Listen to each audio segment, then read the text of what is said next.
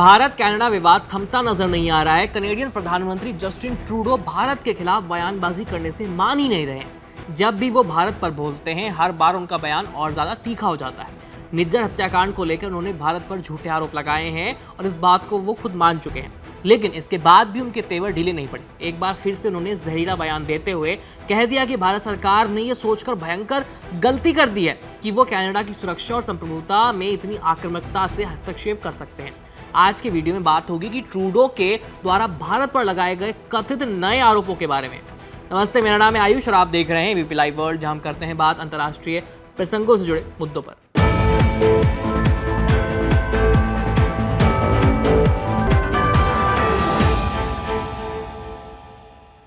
बतौर प्रधानमंत्री Justin Trudeau की कनाडा में लोकप्रियता काफी कम हो गई है। ऊपर से उनके प्रशासन में भ्रष्टाचार भी खूब जोर पर है और अगले साल वहां आम चुनाव होने वाले हैं, जिसमें उनके जीतने की संभावना कम ही है।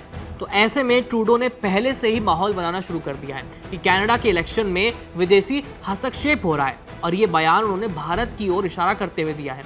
ट्रूडो का ये बयान 16 अक्टूबर को सामने आया, और वो भी तब जब दोनों देशों के बीच तनाव और ज्यादा बढ़ गया है। इतना ही नहीं, दोनों देशों ने एक दूसरे के राजनयिकों को देश से निकाल दिया है। बात यहां तक पहुंच चुकी है। ट्रूडो ने कहा कि उन्हें निज्जर वाले मामले में फाइव आईज सहयोगियों से खुफिया जानकारी मिली थी। देखिए, फाइव आईज एक खुफिया संगठन है जिसमें Australia, Canada, New Zealand, United kingdom और यूएसए शामिल है।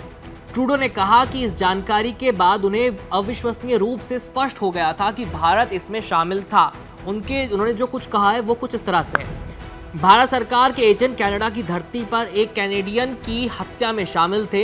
हमारी सरकार का मानना था कि भारत सरकार के साथ बातचीत करनी चाहिए। भारतीय पक्ष ने सबूत मांगे और हमारा जवाब था कि ठीक है, सबूत आपकी सुरक्षा एजेंसियों के पास है। लेकिन भारतीय पक्ष ने सबूतों पर जोर दिया, लेकिन यह उस समय सिर्फ खुफिया जानकारी थी, ना कि ठोस सबूत। यानी ट्रूडो ने यह माना है कि उन्होंने सिर्फ खुफिया जानकारी के आधार पर दो देशों के बीच तनाव पैदा कर दिया, और जानकारी भी ऐसी कि जिससे जुड़े सबूत उनके पास अब तक नहीं है।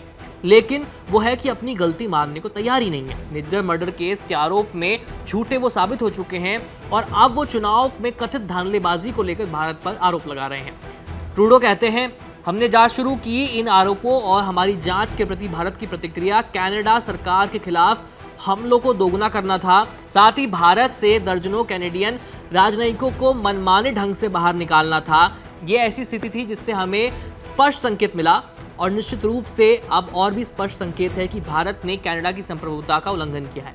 यहाँ बार बार जस्टिन ट्रूडो संप्रभुता के उल्लंघन करने का रोना रो रहे हैं, और वो जो अपने देश में भारत के खिलाफ साजिश रचने वाले खालिस्तानियों को बढ़ावा दे रहे हैं, क्या वो भारत की संप्रभुता का उल्लंघन नहीं है?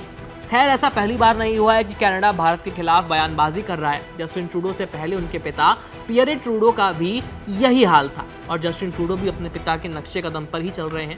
खैर, ट्रूडो की साजिश का जो भी हश्र होगा वो अगले साल क्लियर हो ही जाएगा। फिलहाल आपकी जो राय है हमें कमेंट सेक्शन में लिख भेजिए। मेरा नाम है आयुष, देखते रहिए एबीपी लाइव। धन्यवाद।